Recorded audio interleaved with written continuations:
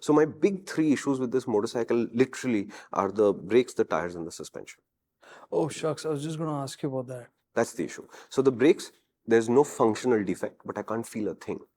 So I'm relying on ABS and whatever skill I have to say, yeah, I think I can manage and stop it in that much time because I can't feel what the brakes are doing. Tires, similarly, these are MRFs, which look exactly like the Pirelli STRs, but the STRs have bigger blocks, as in deeper blocks. These are much flatter. So they feel like regular road tires, but they're not feedbacky. So you can't really feel your contact patches. So it's a lot of faith. And because I use this test route a lot, I know this road a lot. So I have faith that I know what I'm doing here. But can I tell you from feedback saying, I had 20% grip left there, 10% grip left there, 50%? No, I can't feel it. One. Two, gravel, it spins and it spins way too early for my liking. So you have to be super cautious on gravel. At first, I thought it was the torque because there is a lot of torque. It's a light feeling throttle. So you roll on, maybe you've overdone it. But every single time I hit a gravel patch on tarmac, not a trail, every time it went there, it would immediately start spinning. So I don't think the blocks are big enough to dig in, or that's not the job of this tire. It's just visually. That sounds like rubber actually more than anything else. Yeah, and the compound is nowhere close to an STR in terms of grip and feel, because an STR just feels like a fantastic road tire until you hit the dirt when it is Because I saw the tire. I mean, I understand what you're saying. The STRs are much deeper. The grooves are far deeper. I mean, it's thicker. Yeah. In this, it doesn't look like that at all. But that's still enough to cut through the gravel that you'd see on a road typically. But this one is just spinning. Yeah. Yeah, and I hit 2 long wet patches today. One is under a dam, so that patch is always wet, which is what I like about this route. There's always a wet patch there. Immediately, I'm spinning and slightly slidey, and I have to go back off the throttle. Like, you can't do anything. And then one village that you pass, you come out of the village when water tanker had just gone and there was like water on the road. Open the throttle, you're spinning. So I am not very convinced that this is a great tire.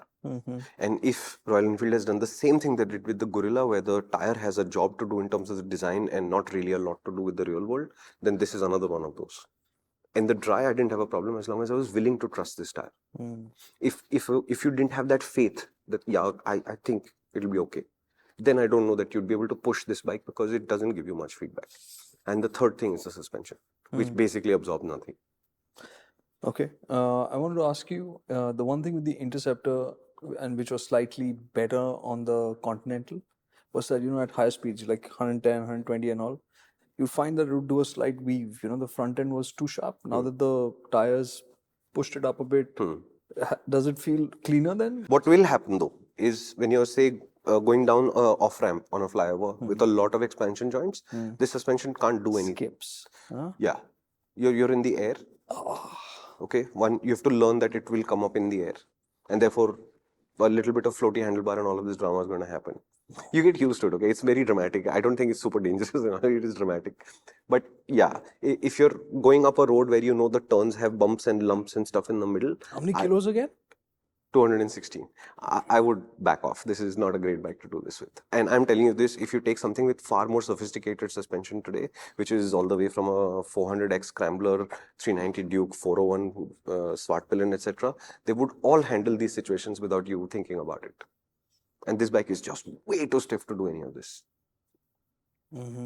So I see why you'd get it. I see that if you got it, you'd get a great seat, a great riding position, something awesome to look at and stuff. But will you be happy to own this bike?